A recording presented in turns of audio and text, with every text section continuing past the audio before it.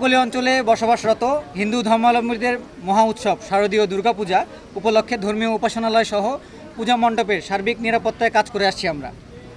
উপকূলীয় এলাকাসমূহের মধ্যে আমাদের কোস্টগার্ড ঢাকা জোনের 43টি মন্দির এবং পূজা মণ্ডপ, চট্টগ্রাম দ্যাট মিনস আমাদের পূর্ব জোনের 56টি, আমাদের মংলা যেমন পশ্চিম জোনের 45টি, আমাদের ভোলা এলাকা দ্যাট মিনস আমাদের কোস্টগার্ডের দক্ষিণ জোনে 80টি, সর্বমোট 224টি মন্দির ও পূজা মণ্ডপের সার্বিক নিরাপত্তায় দায়িত্ব পালন করছি।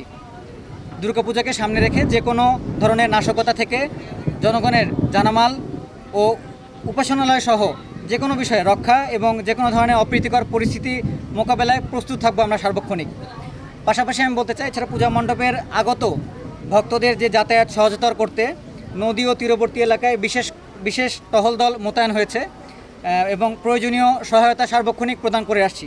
যদি আমি মেনশন করি, স্পেশালি আমাদের জনগণের নিরাপত্তা নিশ্চিতের জন্য যে কোনো প্রকার দুর্ঘটনা এড়াতে নজরদারি বৃদ্ধি রয়েছে এবং বিশেষ করে প্রতিমা বিসর্জনের দিন অতি উৎসাহী জনগণকে আমাদের অরাজকতা সৃষ্টি থেকে রক্ষার নিমিত্তে আমরা সার্বক্ষণিক বিশেষ টহল দল রেখেছি, মোতায়েন থাকবে। ইনশাল্লাহ কোনো অনাকাঙ্ক্ষিত ঘটনা আমরা কখনোই আশা করি না।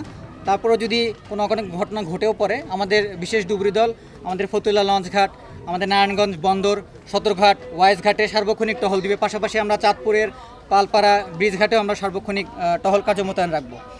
কোস্টগার্ডের এ ধরনের জননিরাপত্তামূলক কার্যক্রম আমরা চালু রেখেছি বিগত 15 সেপ্টেম্বর হতে। বিশেষ করে 28 সেপ্টেম্বর হতে প্রতিমা বিসর্জনের শেষ মুহূর্ত পর্যন্ত আমাদের এই রোডে নিরাপত্তা টহল দল এবং পানিপথের বিশেষ ডুবুরি দল ইনশাল্লাহ মোতায়েন থাকবে।